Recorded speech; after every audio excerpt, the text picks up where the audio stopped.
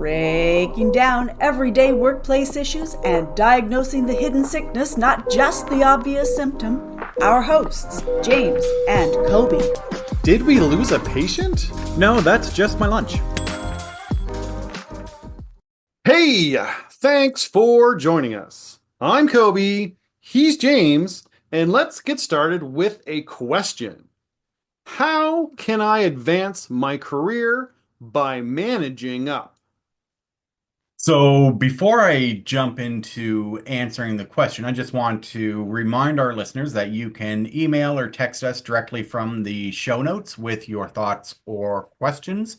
And we're used to getting pretty regular comments and feedback from people, but for some unknown reason, it's been very quiet recently. Kobe, there's nothing of note happening in the economy, in the workforce, politics, or the geopolitical space that might be distracting people from the incredibly important task of communicating with us. Um, Nothing comes to mind. Everything's been pretty calm and unchaotic, I think, Yeah, lately. 2025 is just off to such a smooth start. It is Absolutely. beautiful. Loving it. Loving every minute. Oh, I'm dripping in sarcasm here. Yeah. Anyways, that's not the purpose of this episode. That's just James being way too hmm James. Sure. Um, I should also say that you can sign up for our newsletter, quarterly newsletter from the show notes as well. Anyways, all Hmm. that to say, we'd love to hear from you. Right. In terms of the question itself, managing up something that we get asked about quite frequently. Yeah. Usually it's in the context of how do I deal with a boss who, they might be inconsistent, they might be inexperienced, or they might just be generally kind of awful. hmm And we are absolutely going to touch on those aspects because managing up can be a really effective way of providing some consistency in environments like that.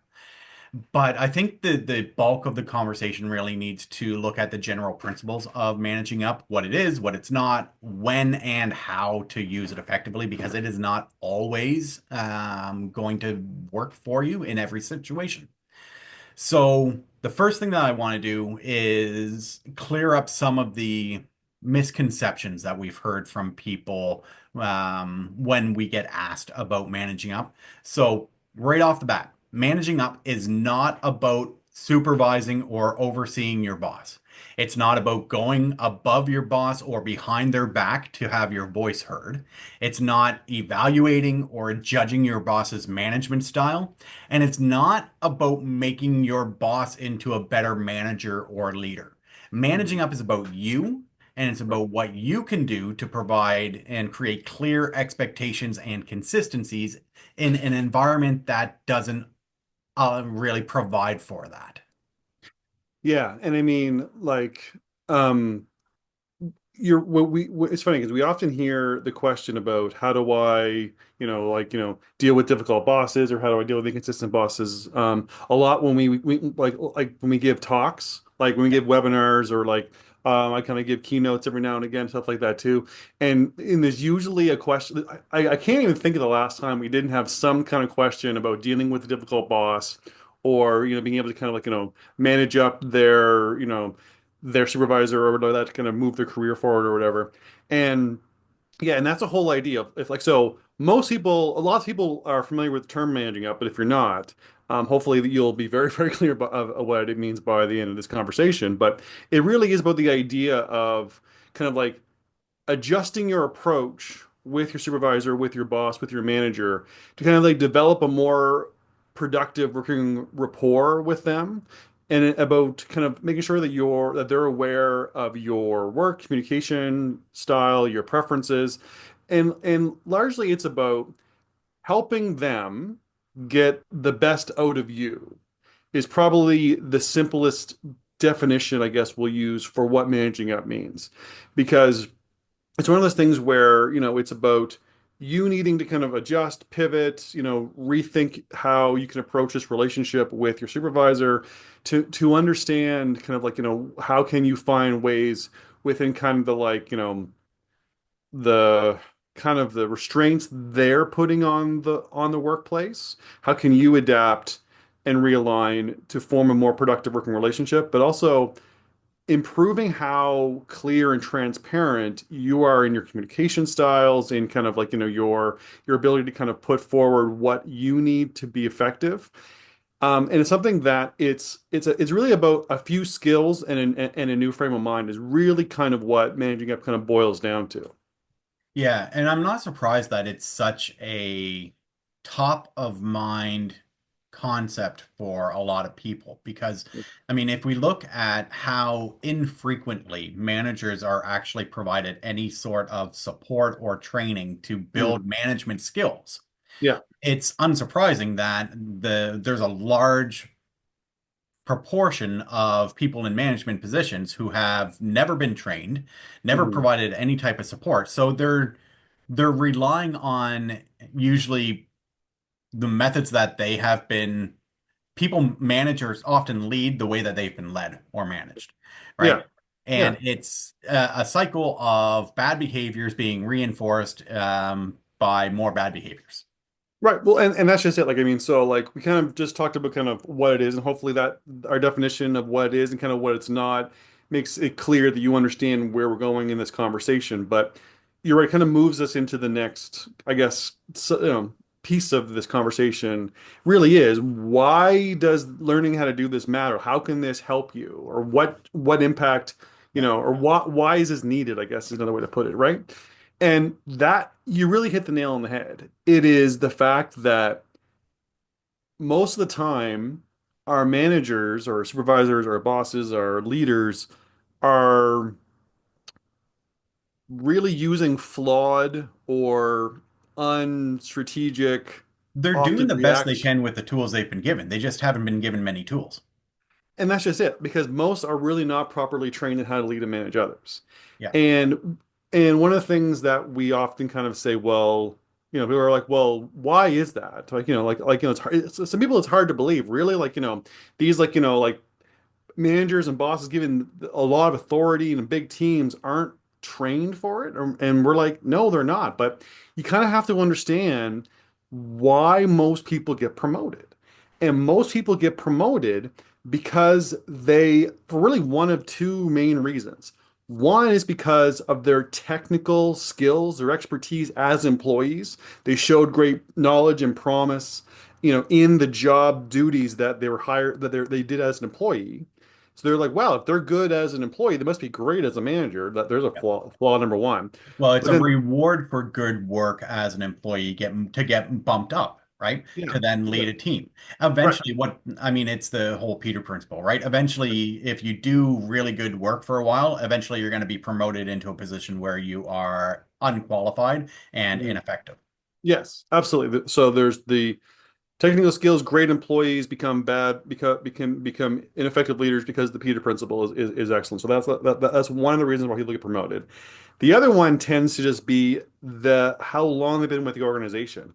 In Hmm. a lot of places, seniority rules, and promotions are often about rewarding tenure rather than rewarding competency, Yeah. or rewarding aptitude for the job, right? So those are the main reasons. 80%, 90% of the bosses you've had in your life right now, you listening, that's how they got their job. Yeah. So, And let's be clear, internal succession planning, upward mobility within an organization is a yeah, net positive. It is a absolutely. good thing to be rewarding employees for excellent performance and providing a career trajectory within your organization. It boosts retention, it Mhm. increases morale. Like there's a lot of really positive benefits to it. You just also need to provide people with training into how do I do these new responsibilities that I have? Right. Yeah, well, because I mean, if think about it, it's only really management positions that those two kind of reasons for getting the job come from. I mean, you don't see that with a lot with highly technical jobs. Like you don't see like the person in the mailroom was great in the mailroom, so we're going to put them as an engineer, regardless of the fact they have no engineering training or skills, because right, Yeah. or the person we're going to make you our lead accountant, even though you've got no financial background because of how long you've been in the organization, right? It's only really the Well, management. and the issue is that managerial problems don't come from a lack of technical understanding. They Right. come from a lack of management skills. Yeah, absolutely. Yeah. And the thing that, like what we want, like I also want to be very clear that we're not trying to like d defame or demean, your manager or you if you are a manager.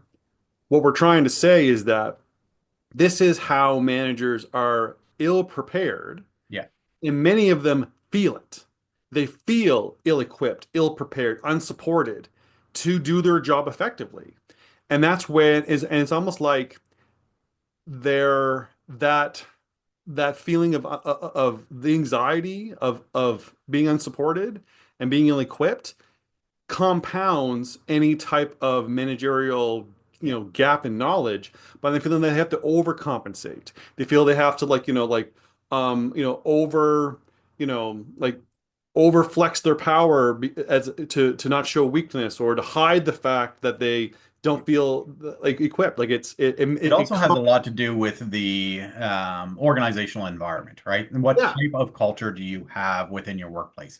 If there's Mhm. no psychological safety, and people don't feel that they actually can state that that they're not well equipped for their role, Mhm. they're going to find ways to mask it. So I do want to make sure that we are actually focusing on the what the person listening can do, because managing up, it really, you can't control other people's behaviors. You can only really control what you do. So I think the bulk of our conversation really needs to focus on what can you do listening to this to build the skills on how to manage up, and how do you change your perspective, your behaviors, your skills in this Right. area. Now, it Right. is really important to actually understand why this is important, because, I mean, managers don't really receive much, if any, training. Yeah, absolutely. I mean, so we have a statistic that was fine. I just found recently that we've been using in some of our training, talking about the fact that 82% of leaders consider themselves accidental managers because they've either been promoted kind of or kind of like almost like in unofficially or Yeah. kind of given more work, or they've just been put into a position and received no training, so they kind of fell into the job by accident and just kind of expected to figure it out. Yeah. 82%. That's 82. crazy. It's wild. Yeah, and it's funny because so for us, it's very clear. Being Oh yeah. involved in this space, talking. I mean, this is what we live and breathe every day. Yeah. So it's very clear in our minds that management skills are a distinct Mhm. and different set of skills that can be taught. And there's a difference between technical skills required to do a job, the soft skills required to work with other people in a productive manner. Leadership skills and management skills are also two distinct aspects that really we do tend to put a little bit more focus on leadership capabilities, especially at higher level C-suite director Mhm. positions. We tend to, there's leadership coaching that's targeting that. There's leadership development training that's targeting that. But we neglect the huge portion of our workforce that is middle and senior managers. Yeah, absolutely. And the fact that 80, yeah, the 82% stat, the first time you told me that, I'm like, that's high. That can't be right. Then we looked at like we kind of just reflected a little bit on our current clients and some past clients, and we're like, that That might might be be low. a little low. But I mean, it's just a case. And the thing is that again, like I do think that the context for you listening of why is it you feel like you have to manage up? Why is it you feel like it's your responsibility to adapt and to adjust and to like reframe your working relationship with your boss and your supervisor? And why again, why is it you're not experiencing the recognition and the effective communication, the consistency that you need to do your job well? It's important to realize they're not receiving the recognition, communication, and consistency and to do their job well either. Yeah. And they're leading you the way they're being led is usually kind of like you said, like going back to kind of what you said earlier, James. So the benefit of managing up is that it's about trying for you to have some skills, some abilities, some consistency that you can create for yourself to insulate yourself, your productivity, your abilities from the impact of your manager who may be inconsistent, who may be ineffective, who may be, not being able to get the best work out of you. So we want you to understand that, why this matters is because we want to help you kind of show your boss how to manage you Yeah. and realize that if you're consistent, if you're firm, if you're patient with this process, you can make it stick. Now, also, I want to put a little bit of a caveat out there that to do what we're suggesting, what we're about to get into, there's some things you kind of have to have already. You have to have some confidence in your either professional standing, in kind of yourself, in kind of just the way that you work. You need to have a little bit of, again, like some patience because this stuff is going to take time, and you have to be kind of willing to, kind of go against the grain for a little while and deal with the uncomfortable adjustment phase. Because if you're consistent enough and you're patient enough, things will start to shift your way, but it may not happen quickly, and it may, not. And you may deal with some awkward exchanges while you're going through this learning curve and while you're figuring out the best way for you to do it and while the people around you are adjusting to it. So, cards on the table, it's not an easy thing that anyone can just jump into. You're going to have to kind of bring a little bit of, again, some confidence to your efforts. So just be warned. There are some environmental considerations as well in terms Right. of the workplace that you are currently finding yourself in. Yeah. And I think it's important to restate and look at that 82% stat because the vast majority of managers are well-intentioned. Yeah. They want to do well. They are trying their best and Mhm. like their authentic best, but they may not be equipped in the way that we would like them to be equipped. Right. There are, unfortunately, some people in every profession, Yeah. every demographic who are just plain toxic. Hmm. If you find yourself in a situation where you have just a toxic manager, this Hmm. isn't going to work for you because they're not going to be receptive. It's going to be far, far less effective. Hmm. You may get some tangential benefits from it, but Yeah. by and large, you need to have, at the very least, a manager who isn't crazy. Yeah. Yeah, Isn't, no, you're right. You're right. And I do think though that like that is a good point that, like in an absolutely toxic environment where there is just, no hope of there being any type of, you know, cure other than cutting out the rot. This will have very little, if any effect, yeah. with it because of just how bad the environment is. But I do think it's important to say that. I do believe that that's the vast minority of And situations. and that's the thing that I think that you listening have to think about too, is that the odds are you may feel this is the case for your workplace if you feel like this is something you need to do. You may feel like, well, I'm just in a toxic environment, can't do anything about it.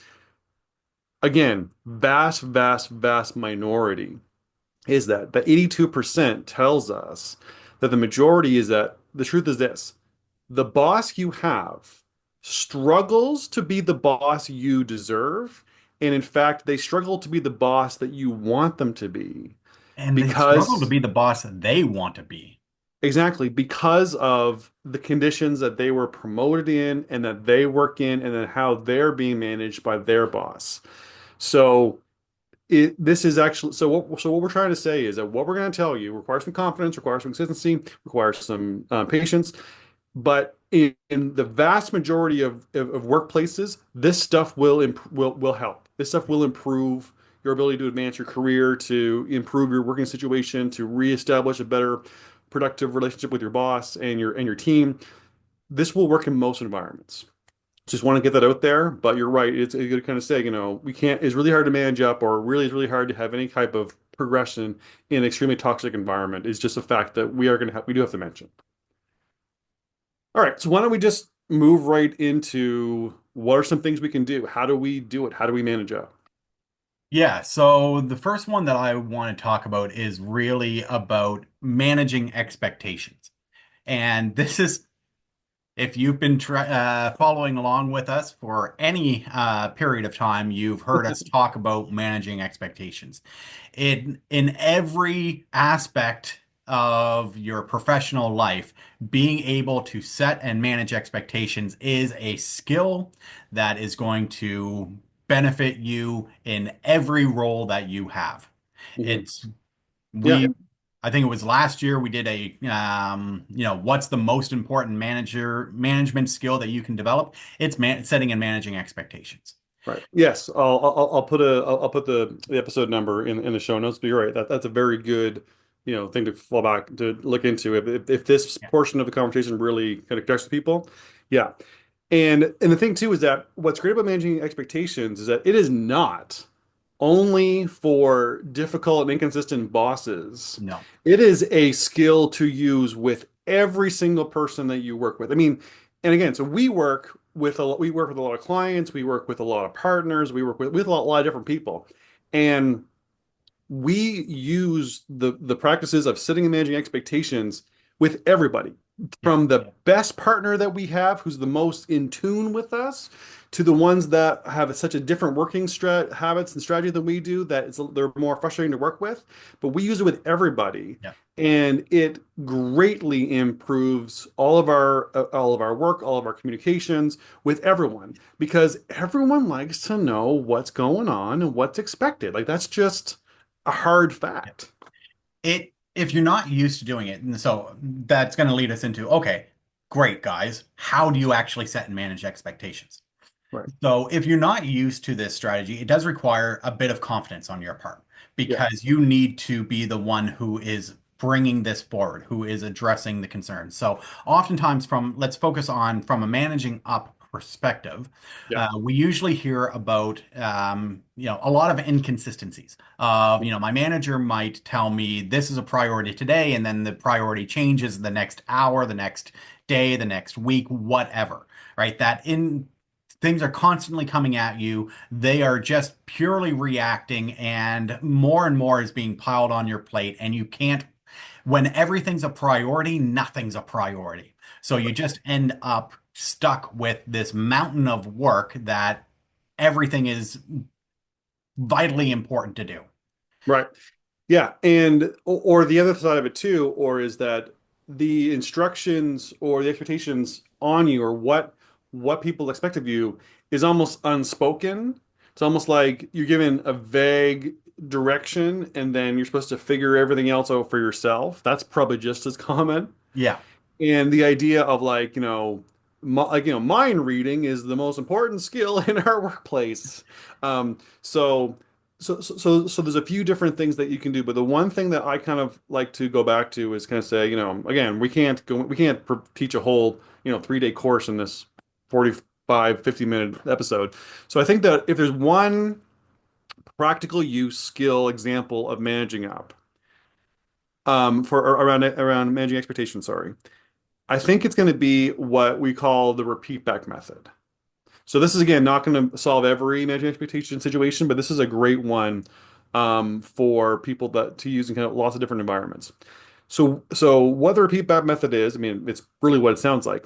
When you're given any kind of instruction, direction, job, is to repeat back to your boss, to your supervisor, to your team, what the directions are to your expectation. Not just Yeah. parrot what they said, provide context, provide clarity, provide what you think they are telling you to do.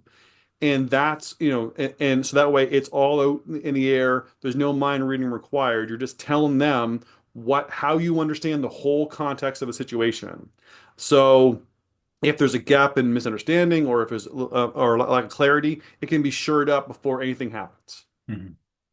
Yeah, and this is a good one in a lot of ways because one of the concerns that people may have is, well, if I just repeat back to them, am I not showing that I don't understand? Am I not showing that, I'm not getting what they're telling me? And that's not really the case. If this becomes part of your regular communication style, and this is the key, the first time you do these activities, they may not work for you, Right. right? It's going to require some consistency over time. But what it allows you to do is focus on your understanding. Don't focus on them and what they're doing. Focus on, okay, I need to make, just for my own understanding, I want to make sure that we're on the same page. So I'm going to do A, B, and C because that's what you've directed me to do. Yeah. Or the priorities for this week are changing from A, B, and C last week to X, Y, and Z this week, right? Yeah. That type of repeat back where you are, if expectations are changing or if you're being given new expectations being placed on you, repeating back your understanding, making it about you, that you need to seek clarity. Yeah. Not because you are dumb and don't understand, but because you want to make sure that you're doing the best work possible. And Right. that becomes just a regular part of your communication strategy with your team, with your manager. It can be a very effective way of cutting through some of the noise. And especially in situations where you have a lot of competing priorities being placed on you, Yeah. doing the whole, okay, great. So we're going to do this now. I just want to make sure that what you told me yesterday, last week, whatever, to do these three things, these are no longer the priority, and I'm going to prioritize this according to our conversation. Well, and I think you kind of gave a great way to make this not feel like you don't understand what's going on, is the expression starting off with, I just want to make sure we're on the same page. Yeah.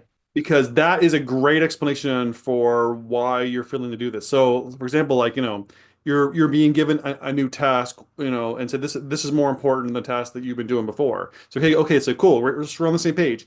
Even though what I'm doing right now is due at the end of the week, you want me to move away from that and set that aside and focus all my efforts on this thing you're giving me right now? Or do you want me to prioritize what you're giving me right now after I've submitted what's due at Yeah. the end of the week? Yeah. Some like Seeking clarification. yeah, exactly. That Yeah. is usually very, very well Yeah. received because you're repeating back the request with context. Yeah. And you're Very, not very becoming defensive. You're not getting angry that the priorities are changing. You're not pushing it back on them of, well, why the hell are you telling me to do this when you told me to do that yesterday? Right? yeah. It's a great, gonna do it. Just want to make sure that I'm prioritizing the right thing. And if you make it about you, you're not Mhm. making it about them, right? Yes, People don't absolutely. want to feel like they're being attacked. Right. I think so. Hopefully, that's a good explanation of the repeat back method and managing expectations. Again, we could go into much more stuff about both of those, but I do want to move on because there's a few other things we can talk about. The next one I want to talk about, the next skill that you can use, that accompanies the managing expectations very, very well, is using assertive communication. And there's two examples of assertive communication that I think are going to be very beneficial. Building on what you just said about making it about you, not about them, goes back to a standard assertive communication tactic called I statements, right?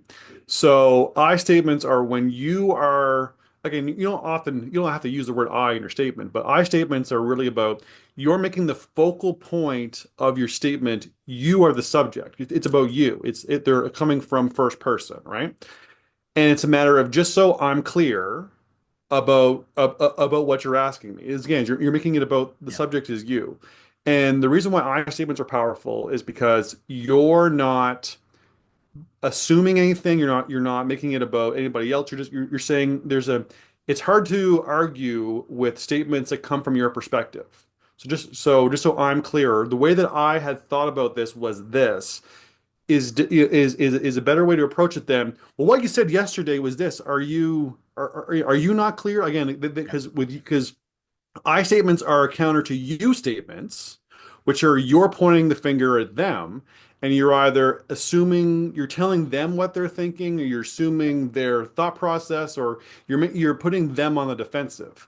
But I statements are not necessarily about you being on the defensive. They're speaking from your perspective, which is you can't argue with that. Where they can easily argue with a you statement because you're pointing the finger and you're assuming, and then they have a position to argue from. Yeah, I mean, it's really what we're talking about is, effective communication strategies. And this is why we said at the beginning that you're going to have some level of confidence in yourself, in your work, in your expertise, because it can be very uncomfortable to switch to these types of statements and make it about you. Because if you're unconfident in your position, then Mhm. you like it's not about showing weakness. That's not what this is about. It can actually it's almost counterintuitive, but these can be very empowering ways of communicating Mhm. because you will gain more clarity about what's expected of you if you focus on your understanding and not focusing on the inconsistencies that your manager is providing you. Right. Yeah, because part of it is like, I want to make sure that I understand, what you're asking so I can give you my best work.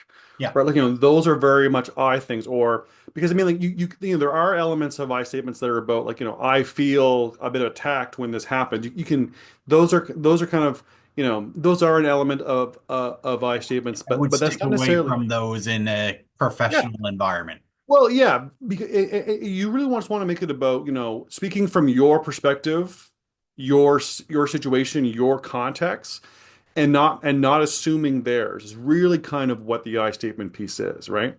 Um, so I think it's just more about realizing that if you can that the way I like to think about I statements and you statements are think about if you're a pointer, like you point a finger when you talk to someone, are you pointing at yourself about this is something that I need for me to provide the best work that I can.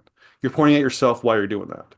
Whereas you statements are if the subject is them, you're pointing the finger at them, and usually that's accusatory.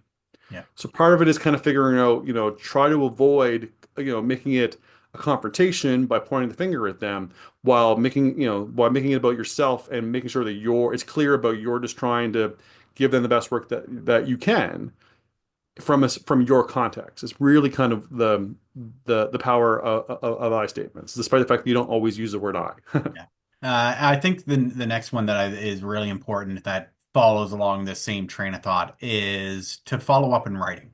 Yeah, So one of the best pieces of advice that I can give anybody who is in a inconsistent work environment that has lots of competing priorities placed on them, especially if those priorities are just expressed to you through conversation.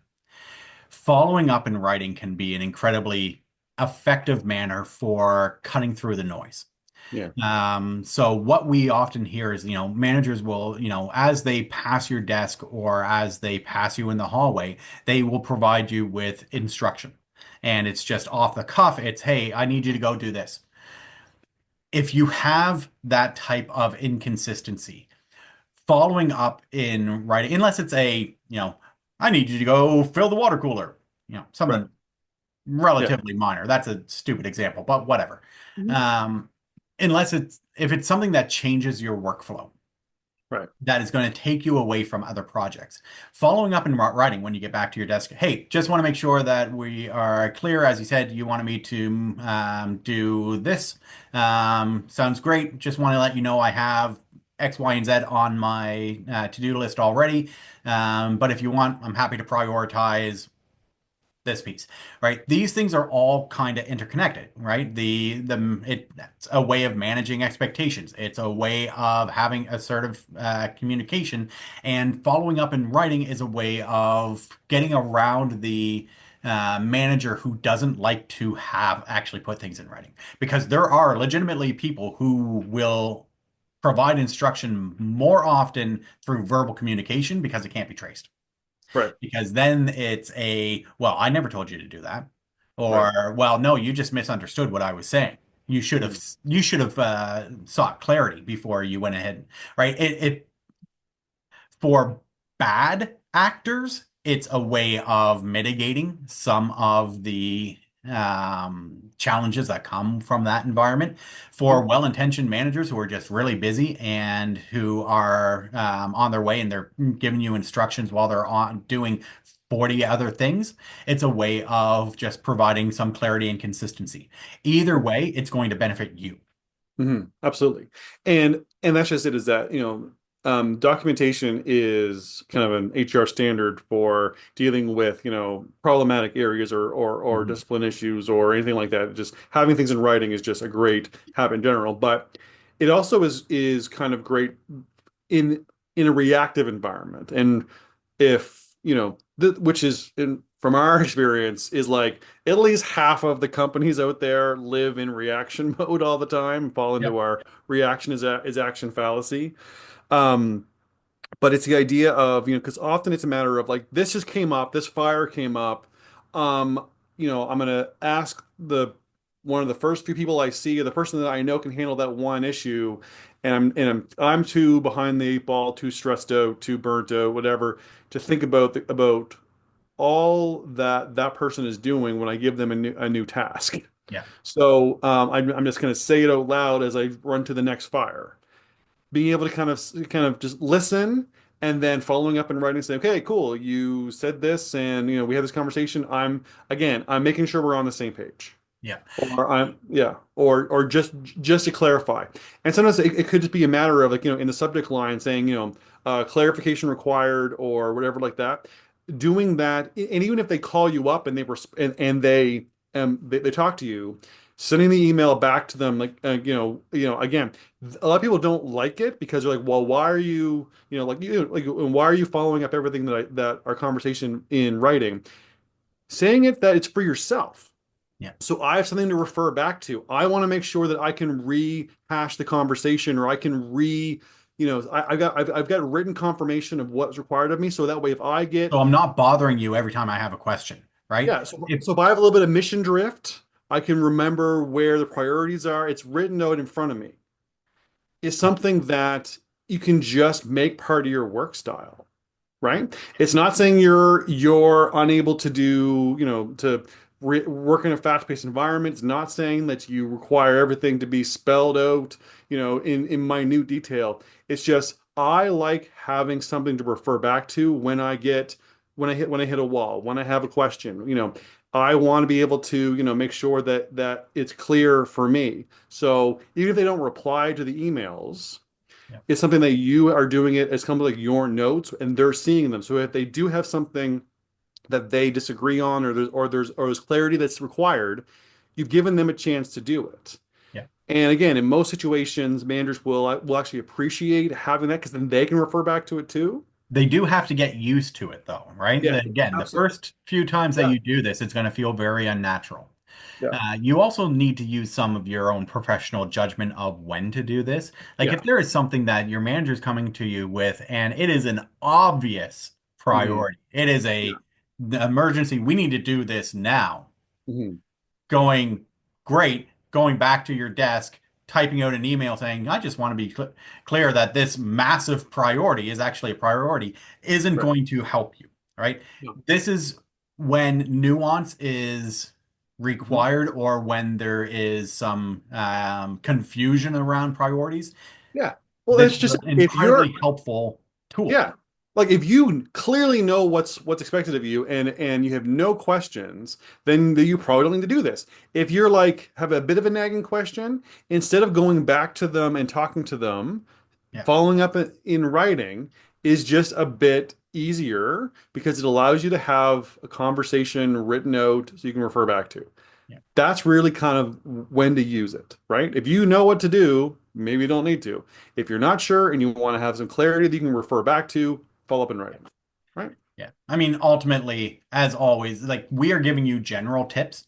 Yeah. You have to use your professional judgment when to incorporate these into your workflow. Yeah, and how quickly you want if you do Yeah. if you love these and you want to start using them, how quickly you want to incorporate them all versus how gradually you want to kind of start adding them to your habits, right? Now, the last one I want to talk about and is I want to talk a little bit, and this is kind of gets into a bit of the psychology realm, is I want to talk a little bit about what's called the common enemy effect. Now, this is something where a lot of managers who maybe feel a bit more like, like a bit, if they're insecure about their management skills, their leadership skills, their supervisory skills, they may be a little bit sensitive to some of the stuff that you're trying to do around clarity and something like that.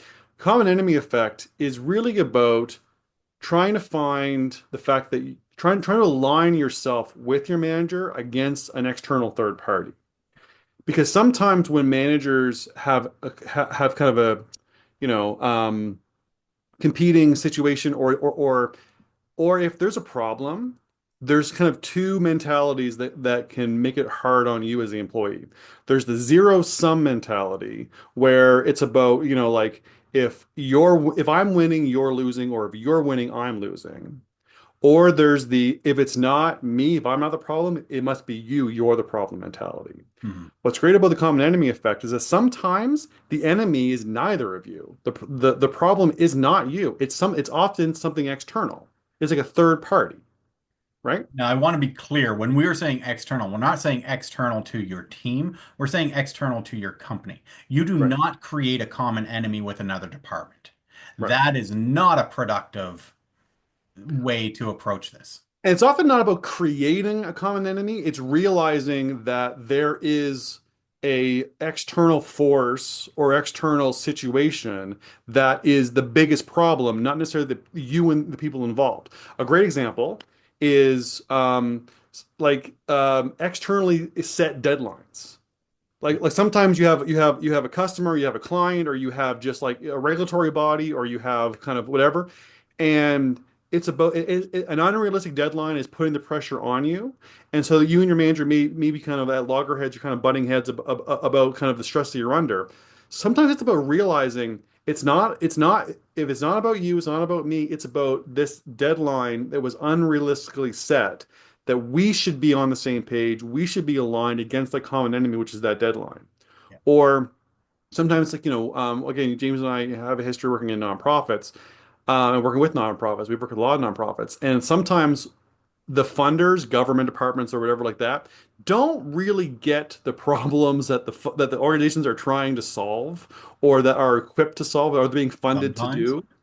Okay, most of the time. And so sometimes it's about, you see where, a manager's talking to an employee about, this, we're not meeting the funder's not happy with it like this. And often the manager's kind of pointing the word down. And that can be a very difficult situation when you're like, but really, let's not make this about you. If it's not me, it's you problem. Realize that the funder may actually be kind of the common enemy that we should be trying to find a way to work with, but we should be on the same, we should be united against them. Yeah. External funding agencies, regulatory bodies are a great common enemy because they create a whole lot of hassles. Yeah. Some of them are required, some of them are not. Um, Unrealistic customer expectations is Yes, absolutely. another common enemy that you can look at, right? It's not about a person. Mm, Don't make it about a person because no. that all that does is create animosity. And And I think we see here too is that I kind of feel like just the language that you're using makes it seem like make up an enemy that you guys can blame. yeah, I know you're not saying that, but I think it some of could the be language you're using, interpreted that way. yeah. What we're saying is reframe the situation and realize that there's more likely you are in alignment against the unrealistic expectations of your customers against their lack of understanding about what they actually need versus what they want Mhm. about regulatory bodies not really getting the realities of the environment that you work in. Funders really being out of touch with the expectations about what impact actually looks like. Those types of pressures that we often end up fighting ourselves against. We end up almost like, we end up almost like cannibalizing ourselves in our organizations because of these external, I Yeah. mean, enemies is the psychology language, but I mean, They it's already exist. It's about identifying them, not yeah. yeah, not creating them out of thin air. It's the why are we fighting? We should be in alignment because we're both in this situation because of external, right? That's really more about what that is because sometimes conflicts come from feeling like, you're turning on each other when really, if you step back, the common enemy effect is that you should be aligned. You should be building a stronger relationship because you're both in a situation caused by an existing external force. If you just kind of shift your perspective on it.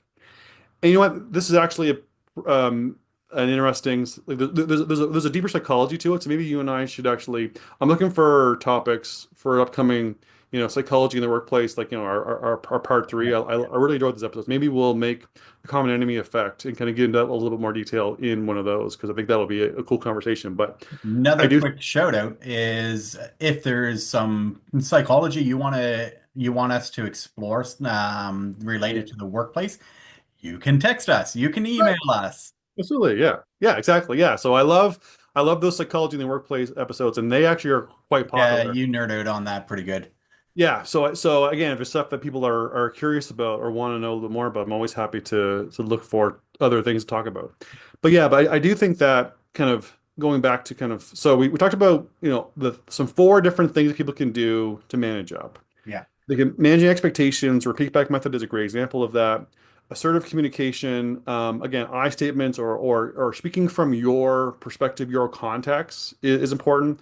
Follow up in writing is just a great habit that everyone should really just try to adopt. I mean, Yeah. it's easier in like organizations that have like email, but I mean, it's not just for email. Even if you're in like retail or if you're in other stuff, if there's log books that you can put information into that managers sign off on, if you have the ability to Quick like, check-ins at the beginning of your shift, end of your yeah, shift, right? Like or there's ways of texting, following up. Yeah. yeah, yeah, like finding that way to kind of make most of the directives and most of the kind of like understanding about work and understanding not just exist in conversation, have it be more concrete somewhere. That's hard to say in all environments, but again, emails, texts, workbooks, meetings, anywhere they can. And then the So fourth, yeah, go ahead. yeah, well, there's what we've talked about so far are mostly about how do you protect yourself and manage up. Yeah. There's also another element to it of relationship building. I actually think the four that we talked about, the assertive communication and managing expectations, the follow-up in writing, and even the common enemy effect, have a relationship component to them as well, right? Because You again, if see, you're someone that they can actually kind of have a transparent conversation with. If you're someone that they feel like you get them and they get you, and you're adapting to kind of like the way that they communicate, but you're also modeling good communication habits so that they can get the best work out of you. And and again, and then you're finding that alignment and realizing that it shouldn't be you versus them. That should be both of you together versus kind of external pieces. Those are things that build professional relationships, right? Because there's a sense of you're building consistency, you're building effective, interactions. You're trying to find a way to meet them where they're at, but carefully trying to show them how can they get the best out of you while not attacking them.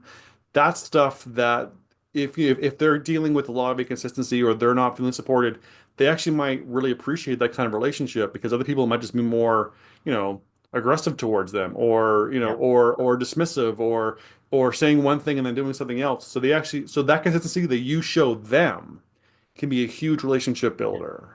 Well, yeah, and if they know that you are consistently reliable Yeah, and exactly. you show that over time, you're right. That is a huge relationship management piece. Yeah. Okay, so this has been a pretty cool conversation. So I think I'll just do a really quick summary. So the question was, how can I advance my career by managing up? Well, to be clear, managing up is not about making your boss a better boss or about, going around your boss. Managing up is about basically how can you adapt and align your work and your in interactions with your boss to create a more productive working relationship. How can you help them get the best out of you? And this is a really important thing to know because most managers, most leaders, most supervisors are not really that properly trained and supported to lead other people. So they're often struggling in their role, which explains why they're not necessarily giving you the experience that they want to. They're not really able to be the boss that they want to be for you or that you deserve. So quickly though, how can we actually manage up? What skills are we required to do that? Well, largely it's about managing expectations, making sure that we're making it clear about, the expectations being placed on us, but also the expectations that we have for other people are transparent and they're clear. It's about being more effective and assertive in how we communicate. Speaking from your perspective, your statements can be very effective.